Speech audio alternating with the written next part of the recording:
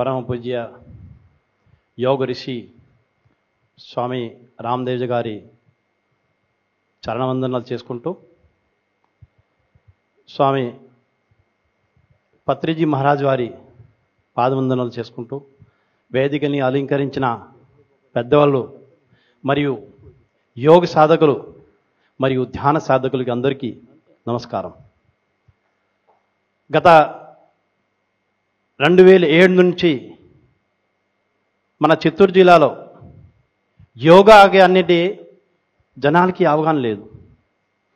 2007 నుంచి కంటిన్యూగా పరమ పూజ్య స్వామీజీ ఒక సంకల్పం, భారతదేశంలో ప్రతి ఒక్క వ్యక్తి ఆరోగ్యవంతంగా ఉండాలి, ఆరోగ్యవంతంగా పుట్టాలి, ఆరోగ్యవంతంగా చావు రావాలి అనే ఒక సంకల్పం తీసుకుని దాన్ని మనం ముందు తీసుకువెళ్ళేదానికి 2007 నుంచి చిత్తూరు జిల్లాలో పూర్తిగా ఒక గ్రామ స్థాయిలో మండలి స్థాయిలో పతాంజలి యోగా ద్వారా మేము యోగాని పూర్తిగా ప్రచారం చేస్తూ పతాంజలి ఋషి మహర్షి మనొక భారత సంపదని కనిపెట్టిన పూర్తిగా ప్రపంచ స్థాయిలో తీసుకొచ్చేదానికి యోగ సూత్రంని ద్వారా బాబా రామదేవ్ గారు ఇచ్చిన పతాంజలి యోగా వారి ఒక అష్టాంగ యోగాని,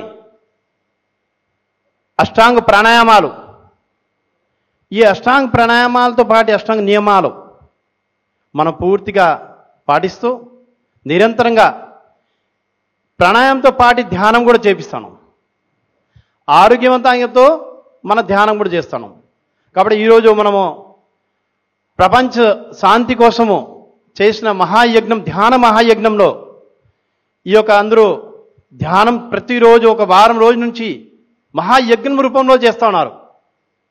ఇది ఒక మహాయజ్ఞంలో పతాంజలి యోగాని గుర్తించడమే ఒక గొప్ప విషయం. ఏమంటే మన ప్రతి ఒక్కరూ ధ్యానం చేస్తున్నాం, కానీ ఆరోగ్యవంతంగా ఉండాలంటే యోగా సాధన చేయాల్సింది, ప్రాణాయామ సాధన చేయాల్సింది.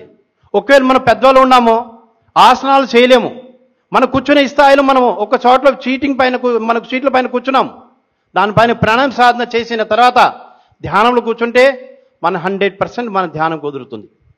అలాంటి ఒక అవకాశం మనకి బాబా రామదేవ్ గారు ప్రపంచ శాంతి కోసము, ప్రపంచం ఆరోగ్యం కోసము ఈ యొక్క పతాంజలి యోగాని ముందుకు తీసుకువచ్చినారు. కాబట్టి ప్రతి ఒక్కరూ ధ్యానం చేసేవారు మన పెద్దవాళ్ళు కూడా ఉన్నారు. ఆసనాలు ప్రాణాయామాలు సాధన చేసిన తర్వాత ధ్యానంలో చేయండి. మీరు పతాంజలి యోగాలనే కాదు, మీ ఇంట్లోనే సాధన చేయండి. ఎక్కడ నుండే సరే, మన పార్కులో సరే, మనకు ప్లేస్ కుదిరినా యోగా సాధన చేసిన తర్వాత ధ్యానం సాధన చేస్తే 100% మన ఆరోగ్యమయంతో మన ధ్యాన సాధన కుదురుతుంది. ఇంకా మనకు అనుకూలమైన ఖచ్చితంగా మనం సాధించగలుగుతాము.